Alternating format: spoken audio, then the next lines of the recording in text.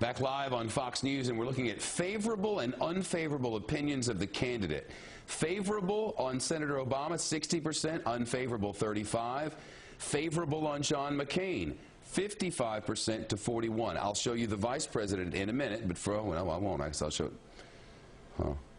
We'll do you the favorable on Biden. There you go, 57%. Favorable on Governor Palin has gone below 50%, and unfavorable on Joe Biden, 33%, unfavorable on Sarah Palin, 44%. With us again, Kelly Bingle and Chris Wilson. Chris, is there a concern now that Senator Palin, Governor Palin, as much of a boost as she gave you back in the day, may be hurting you now? Well, I don't think there's a concern about that. I think that what there is a concern about is the fact that she has been completely redefined by the mainstream media, and it's been difficult to sit back and watch. Your campaign did a little of that, sir, with great respect. I'm sorry? Your campaign did a little bit of that. I mean, internally, Republicans are blaming the way she was handled by the campaign as much as they are about what was, quote, done to her, unquote, by the mainstream media.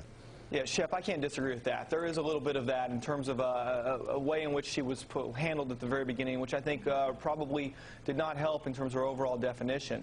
But it has certainly been played upon her. There's been enough of the definition around Palin that has created a different figure than what exists in Alaska. Let's face it, this is a governor who was the most popular governor in the United States whenever she joined the ticket, and now we look at these numbers nationally, which are completely inverted from where they were when she first joined the ticket. So we're going to blame the media for that? That's got to be a concern.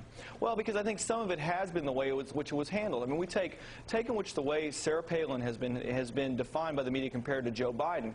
If you take the kind of comments that Joe Biden made about about Barack Obama facing an international incident in his first 90 days in office, if she had made those same comments, there would be a firestorm all over the place right now. Kelly, he's right, and you know it. He's right, and you know it. For some reason, Joe Biden. Well, now, is he not right?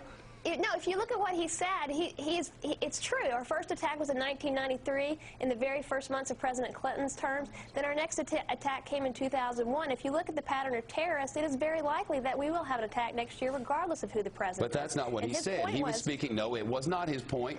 You can try to redefine the reality of what happened if you want, but what he said is they're going to test Barack Obama. He was very specific. We can turn back the clock and change the words if we want, but that's not really fair now, is it? His point was, this is a guy who has the spine to stand up to whatever threats our country faces, and that was simply his point. But it is a very real possibility if you look at our history since 1993.